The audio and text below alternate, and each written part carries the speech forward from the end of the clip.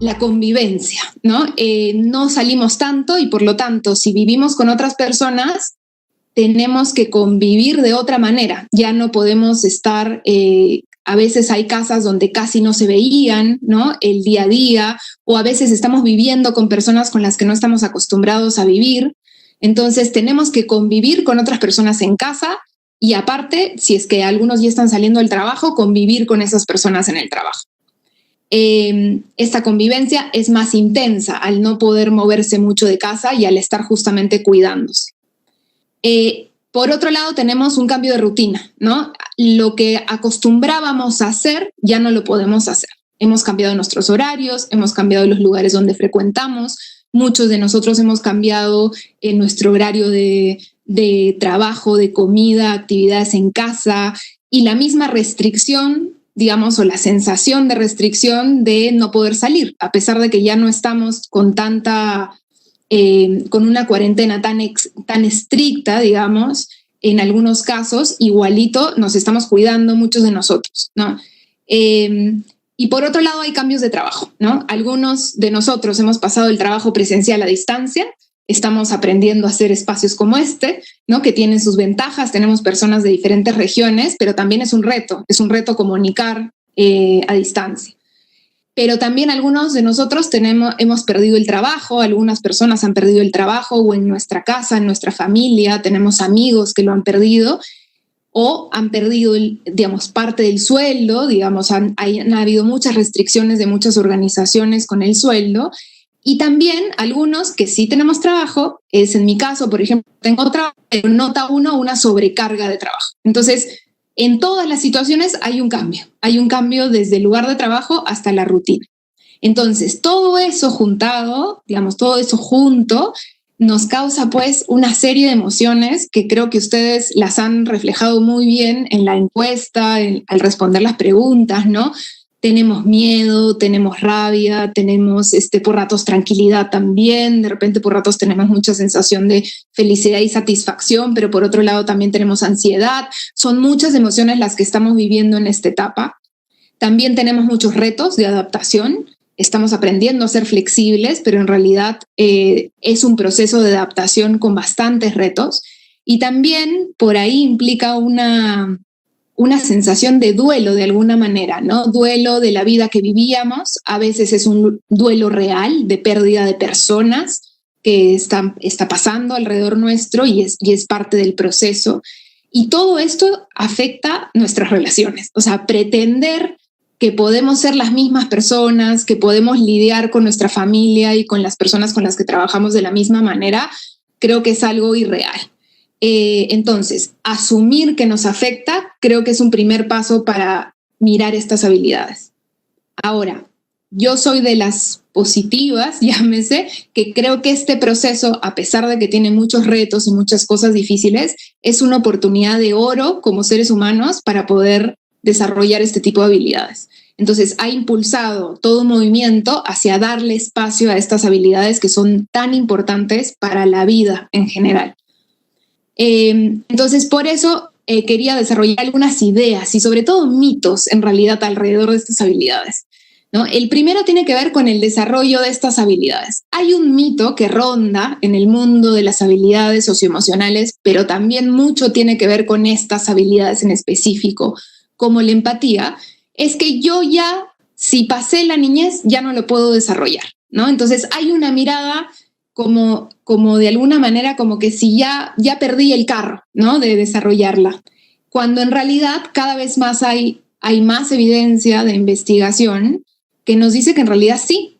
En mi caso, en mi experiencia, yo siento que con los años he desarrollado más empatía, he desarrollado más escucha activa. Entonces, creo que la evidencia nos aporta a que sí se puede desarrollar. Ahora, ¿qué implica hacernos cargo? ¿No? Esta es la segunda idea. A mí me encanta la frase hazte cargo, ¿no? ¿Qué significa eso? Evitar el mito de no escucho o no soy empático porque la otra persona no lo es, ¿no? Entonces, yo pongo la responsabilidad de mis relaciones interpersonales o de mis capacidades de comunicación en la otra persona. cuando en realidad estas habilidades necesitan de un trabajo personal. No puedo pretender yo ser empático si no soy empático conmigo mismo, por ejemplo.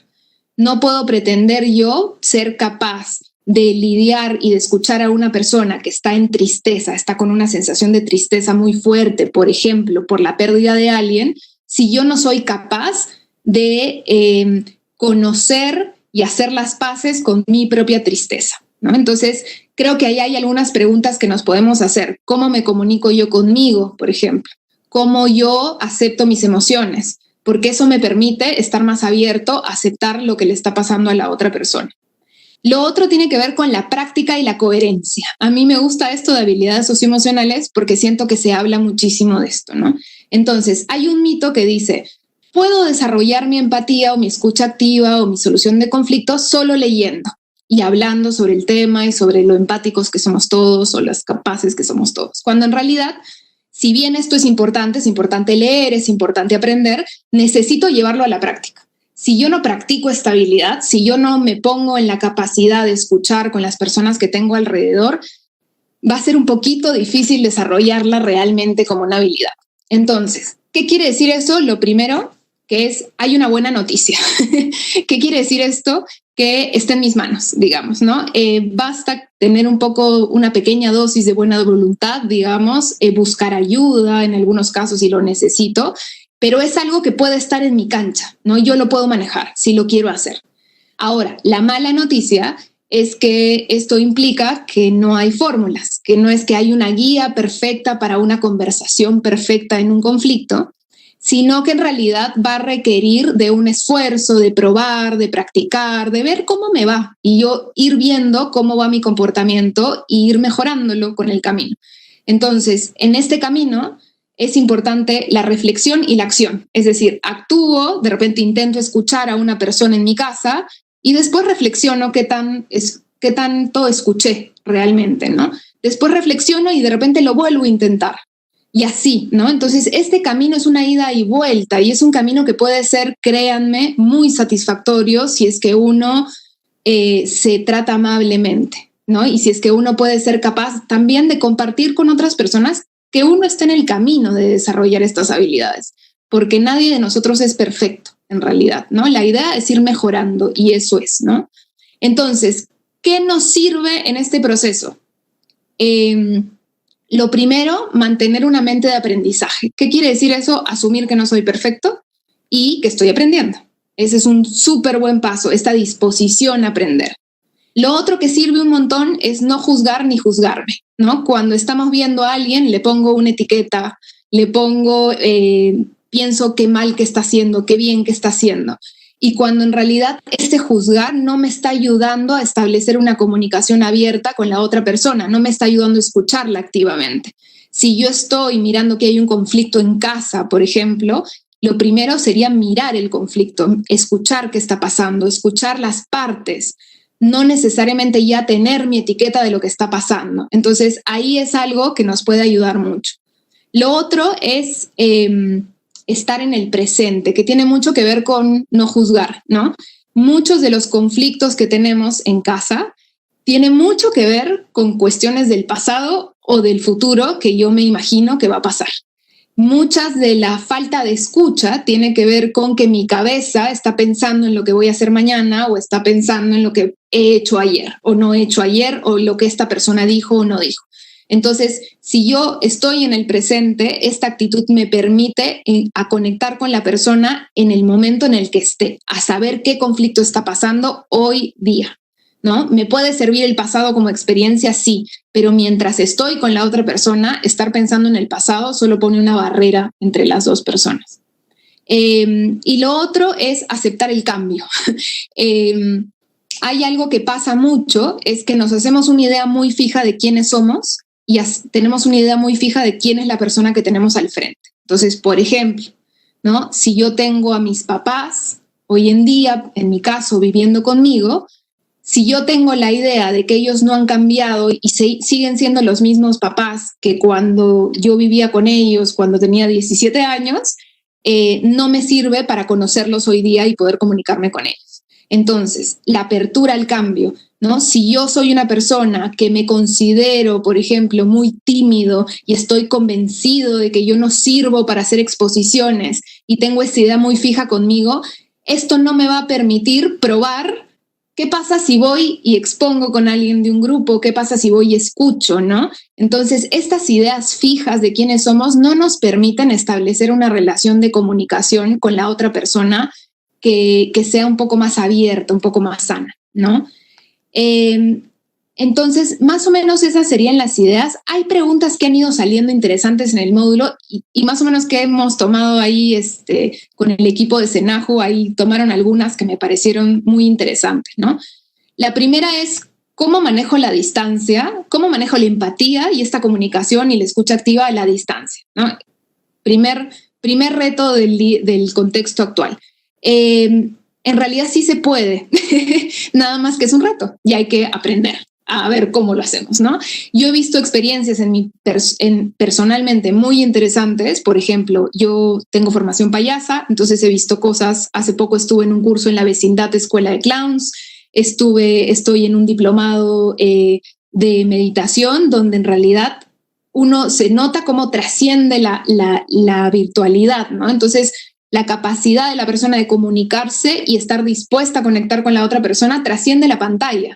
Obviamente sería mucho mejor estar al frente, pero en realidad sí se puede conectar y escuchar a la distancia.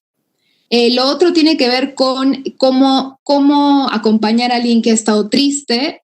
Lo primero es no hay fórmula. Creo que hay que saber poner límites, hay que saber hasta dónde puedo yo comunicarme, hasta dónde puedo yo escuchar, hasta dónde puedo yo manejar un conflicto y también saber en qué momento le podemos pedir ayuda, a veces profesional o a veces a personas que conocemos.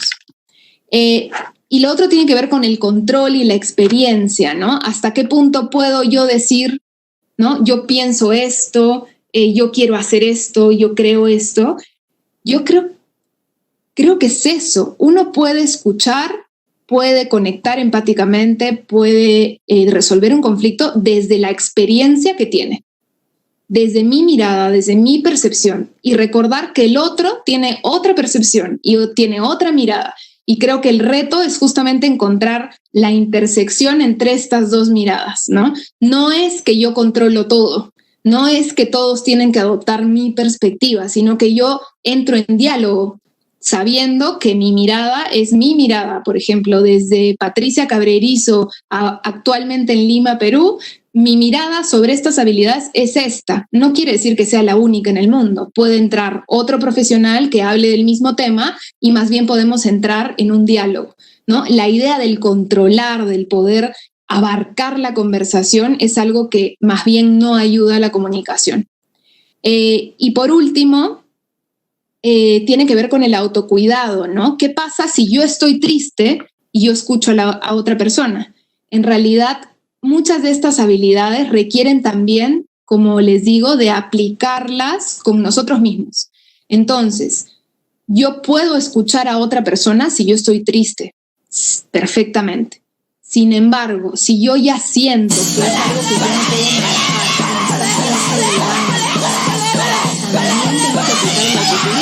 es decir, la misma escucha activa, la misma empatía, la tengo que aplicar conmigo, la misma asertividad la tengo que aplicar conmigo y también ponerme límites y saber que hay cosas pues que puedo hacer con la mejor de las intenciones y hay cosas que también tengo que decidir hacerme a un lado o darme mi espacio y más bien cuidarme para poder justamente cuidar mi herramienta de comunicación.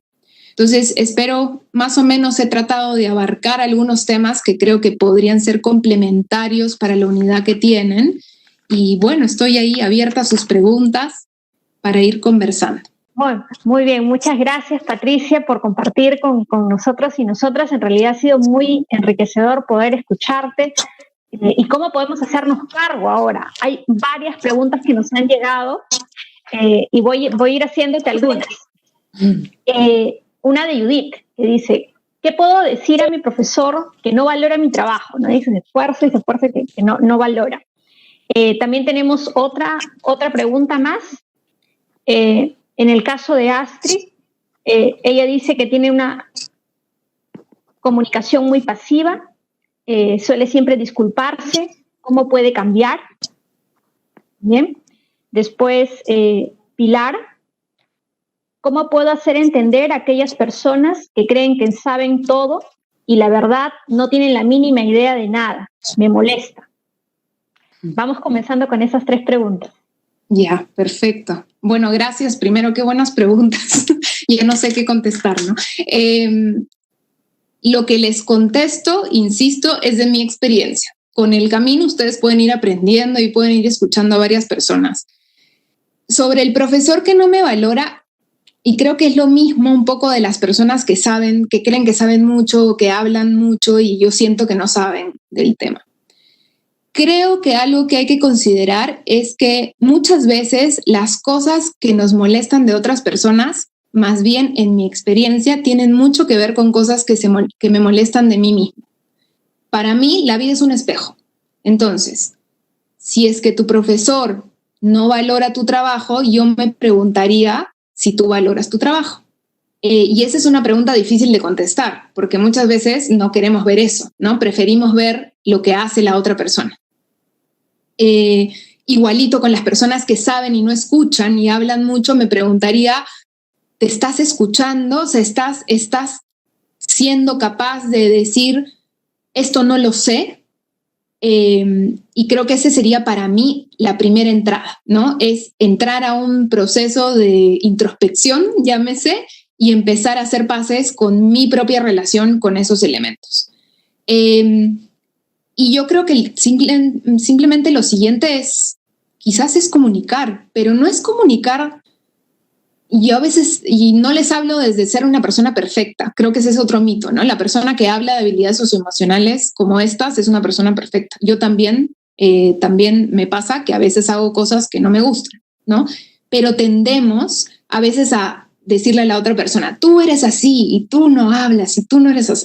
Y nos olvidamos de hacer algo bien básico, que es como lo que tú haces me hace sentir de determinada manera, ¿no? Entonces, creo que esta posición, que es una posición más vulnerable, porque nos cuesta mucho más, pues, ¿no? Poder aceptar de alguna manera que sí, pues, que hay algo que nos pone tristes o hay algo que nos pone nerviosos, nerviosas, ¿no? Entonces, creo que esa es la segunda cosa que yo haría. La manera de comunicarme trataría de que no sea de ataque, sino más bien sea desde lo que yo siento. Y quizás, ojalá, espero que eso suceda, eso permite entablar una conversación sincera sobre lo que está pasando en la relación profesor-alumno o con otras personas, digamos, de su familia o de sus amigos. Sobre la comunicación pasiva, ¿no? La disculpa de todos, y con esa me siento identificada porque de hecho es algo que vengo trabajando en los últimos años. Y en mi opinión tiene mucho que ver con entender la disculpa, ¿no? Creo que está bien pedir disculpas. Cuando uno daña a alguien, me parece excelente pedir disculpas. Más bien es un acto muy vulnerable porque implica decir, oye, me equivoqué, ¿no? Entonces creo que está bien pedir disculpas, no es que no podamos.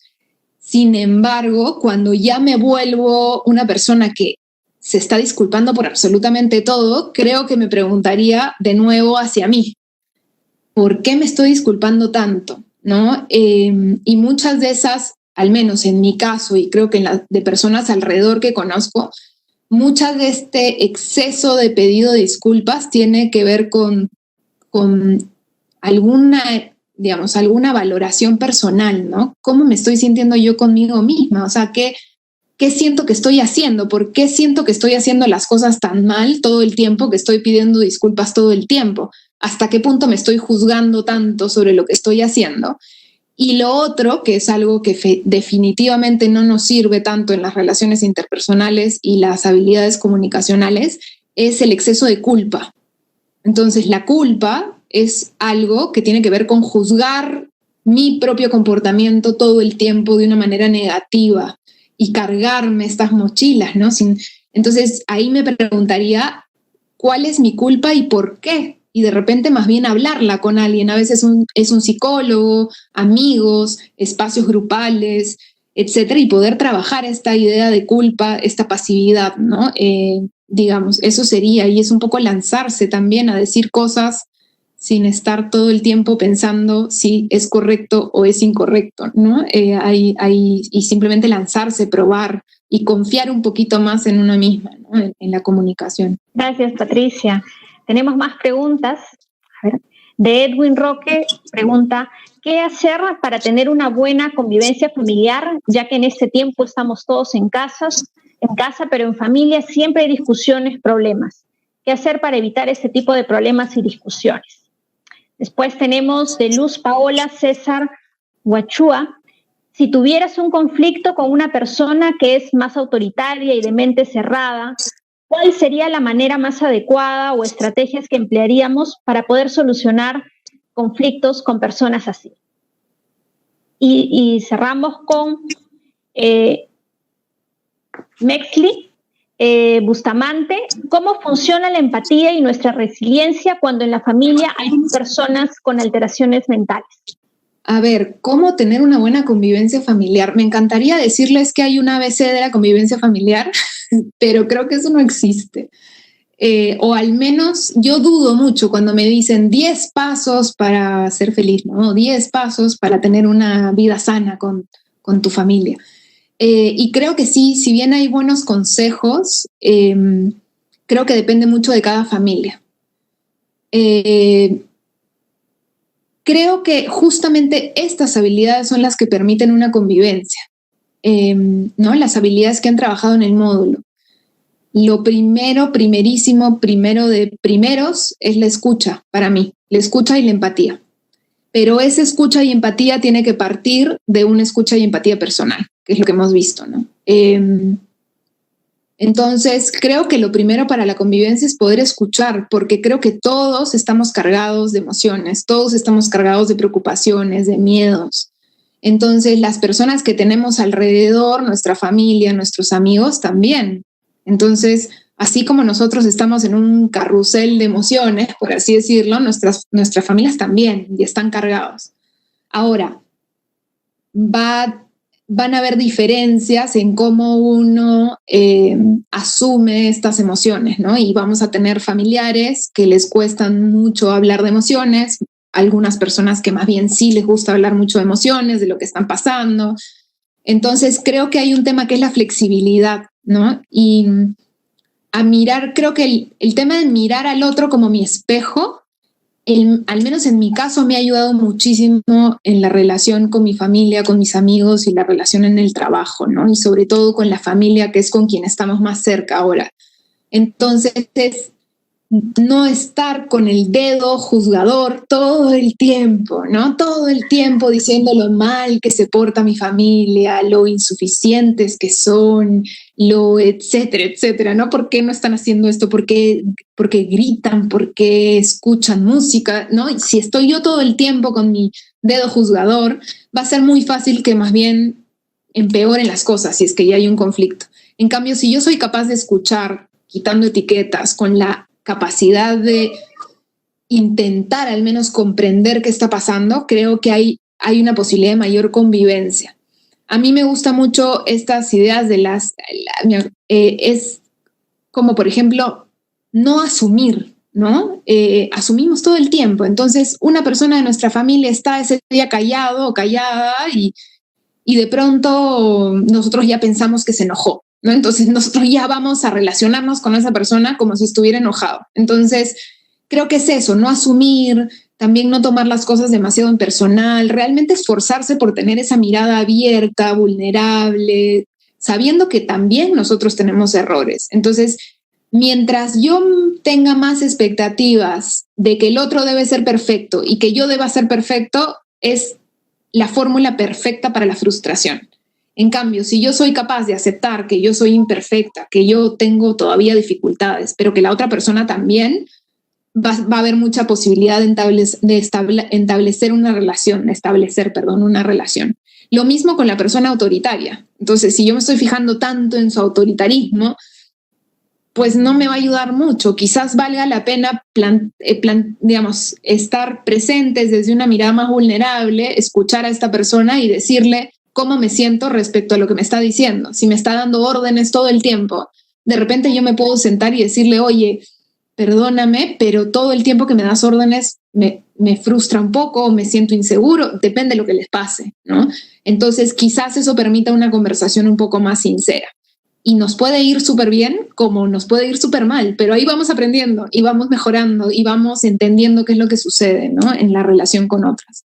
Y sobre empatía y resiliencia de alteraciones mentales, todo depende también qué situación sea, ¿no?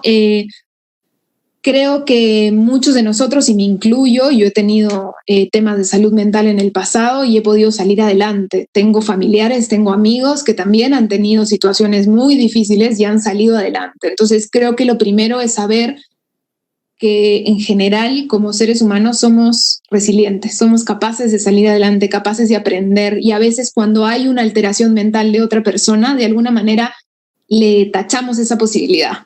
Y decimos, ya que la persona está deprimida, nunca va a cambiar. O ya que la persona tiene ansiedad, nunca va a cambiar, ¿no? Cuando en realidad, de repente, sí, pues tiene la alteración mental, tiene algún tema, no sé qué tema será, pero yo también le doy la posibilidad a la persona a mejorar y acompaño. Lo que pasa con salud mental es que muchas de las alteraciones a veces son difíciles de lidiar de manera personal, y ahí es donde entran profesionales. Yo no soy psicóloga clínica, pero hay muchísimos psicólogos clínicos que trabajan en el tema. Actualmente hay sociedades como la Sociedad de Psicoanálisis que está dando servicios de escucha, digamos, ¿no? El Centro de Escucha de la Ruiz, ahí estoy empezando a decir organizaciones, ¿no? Estoy segura que hay muchas otras que están brindando espacios de escucha, y de repente yo puedo buscar profesionales para que me ayuden en ese camino. Gracias Patricia. En realidad ahora toca hacer mucho, ¿no? Hacer en esta parte y ir probando cada cosa que nos va, que vamos aplicando. Tenemos más preguntas. Angélica Ramírez, ¿qué sugerencias puede brindarnos para recuperar la calidad de sueño? Fiorella Villanueva, ¿cómo se puede liderar una organización en estos tiempos? Si no conozco a las personas de manera personal, ¿cómo puedo entablar una comunicación productiva? Después, Alexander García, ¿es posible tener el mismo resultado de solución de conflictos de forma presencial como de manera remota? Nuevamente ese punto. Listo. Bueno, gracias por sus preguntas. Me están haciendo pensar también. Sobre la calidad de sueño, no es en sí una habilidad comunicacional, digamos, pero estoy segura que afecta a eso, ¿no? Yo al menos cuando no duermo estoy de un humor terrible y a veces eso no ayuda definitivamente, ni en casa ni en el trabajo. No soy especialista en el tema. ¿Qué hago yo?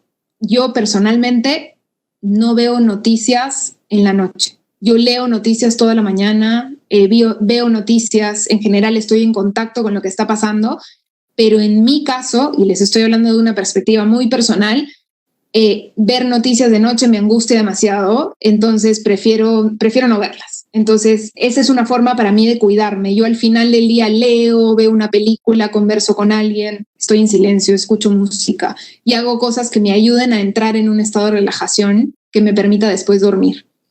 Y depende qué les ayude. Yo medito mucho, a mí me gusta mucho la meditación. Hay aplicaciones, meditaciones guiadas que pueden ayudar a esto, de hacer respiraciones que ayuden a uno a bajar un poco el ritmo. Y lo otro es el tiempo en pantalla, ¿no? Aunque no lo hago siempre, lo reconozco, pero cada vez que lo hago soy consciente de que duermo mejor. Es tratar de evitar la pantalla del celular pegadito antes de dormir, mejor leer un libro, mejor respirar un poco, de repente estirarse un poco antes de dormir, ¿no? Al menos eso me ayuda a mí, pero ahí mejor recurran a especialistas en calidad de sueño. Sobre cómo liderar una organización a distancia, creo que es interesante porque en realidad creo que hay muchos mitos alrededor de la distancia. Entonces nosotros ya nos ponemos en la cabeza de que no se puede enseñar a distancia, no se puede trabajar a distancia, porque obviamente tenemos miedo. Entonces es algo nuevo para muchos de nosotros. Yo les cuento, en mi caso, yo me impacté personalmente yo empecé a trabajar remotamente, es decir, a distancia, mucho antes de la cuarentena, casi un año antes de la cuarentena. Y me impacté de ver a mi equipo de trabajo, que todos estaban en diferentes ciudades, con un jefe que pudo liderar y hasta ahora puede liderar la organización de una manera muy positiva.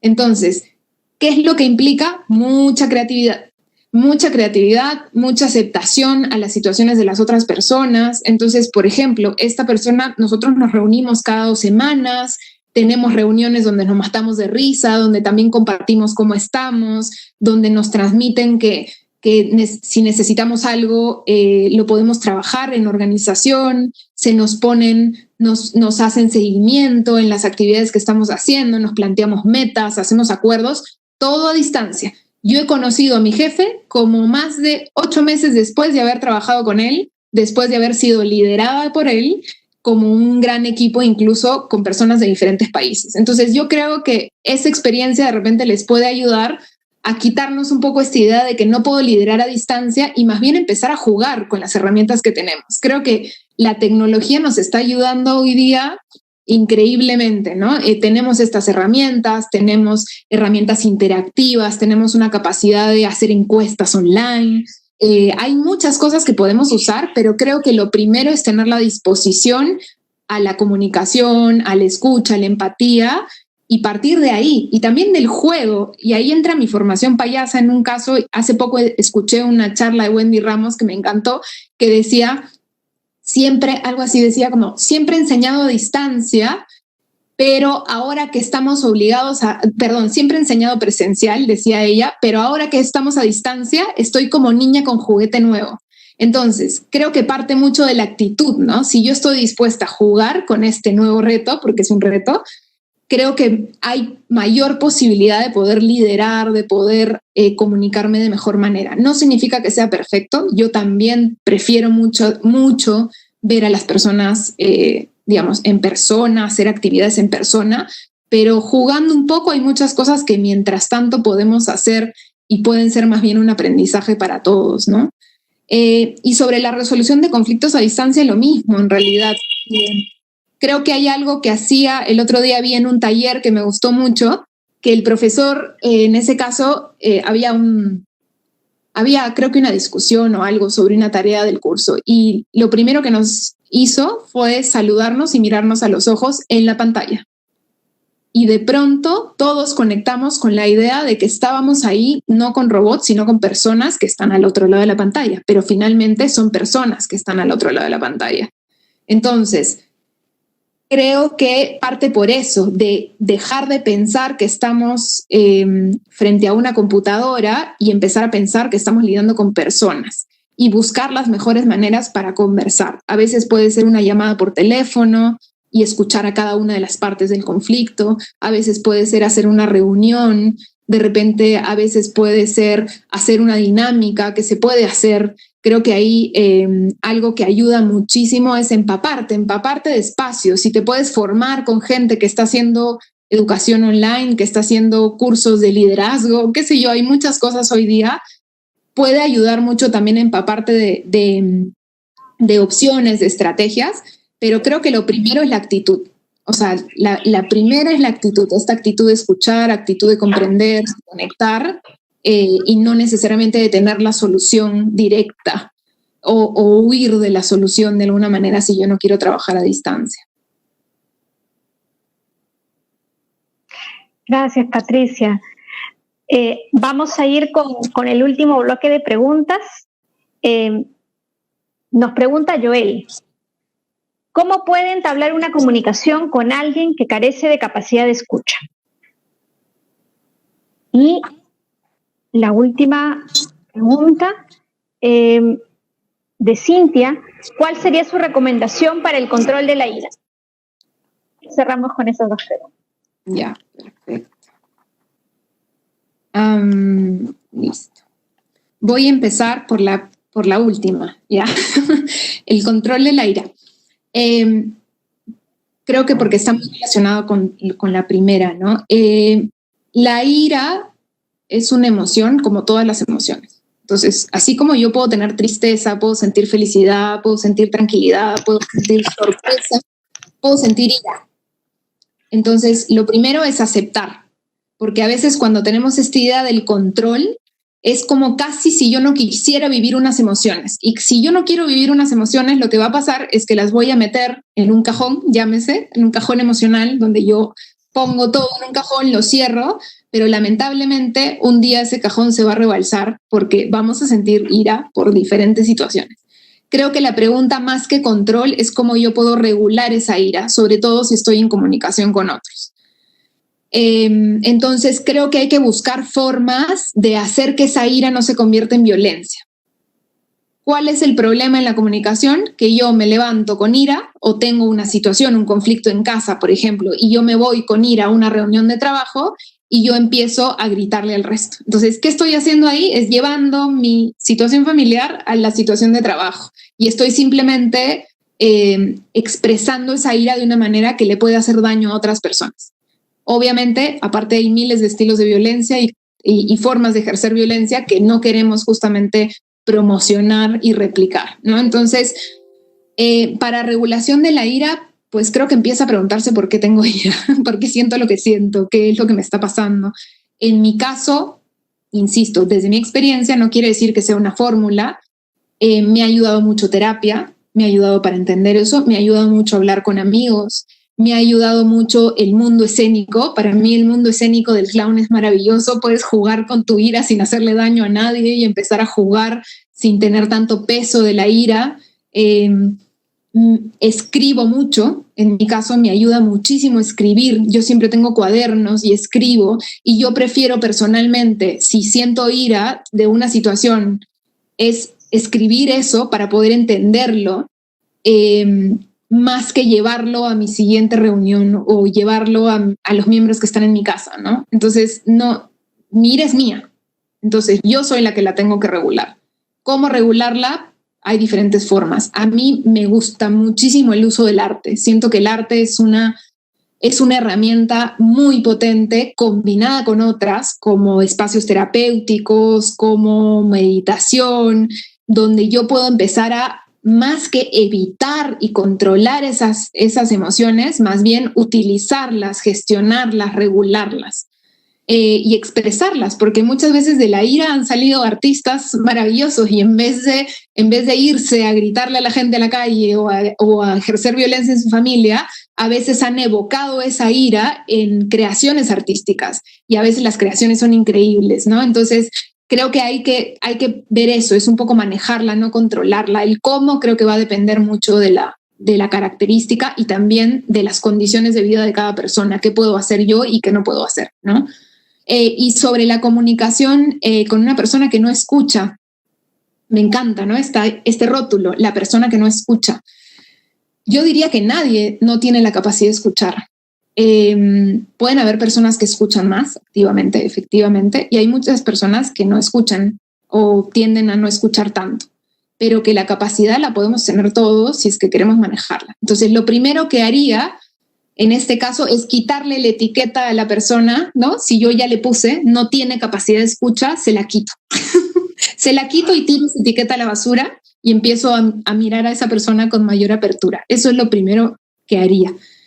Y lo otro, creo que es un poco en la línea de lo que hablábamos anteriormente, ¿no? Creo que me preguntaría también yo, ¿cómo soy yo con esa persona? ¿Cómo es mi predisposición con esa persona?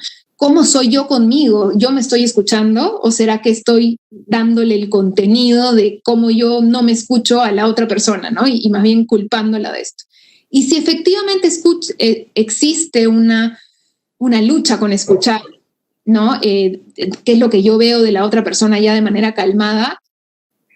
Creo que probaría algo, ¿no? A mí me encantaba, por ejemplo, una dinámica que yo aprendí en una formación de clown y la aplico muchísimo en mis talleres de empatía y escucha activa, que es, hacemos una dinámica y al final de la dinámica hacemos que dos personas se junten y durante 2 minutos una habla y la otra persona